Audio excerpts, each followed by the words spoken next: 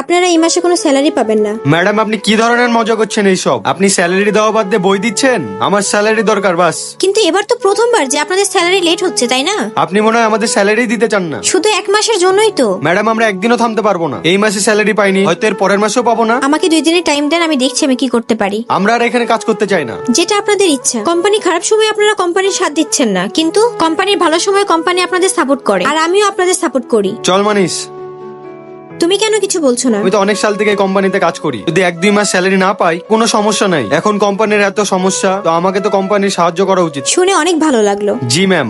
আচ্ছা এটা নাও, তুমি রাখো। ঠিক আছে madam, thank you so much.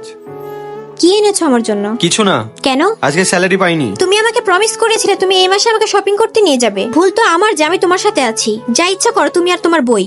টাকা? তুমি আমাকে মিথ্যে বলেছিলে যে স্যালারি পাওনি। আরে ম্যাডামের টাকা, আমাদের না। দাও, আমাকে দিয়ে দাও। তুমি না সবসময় গরিবই থাকবা। চলে যাও আমার বাসা থেকে।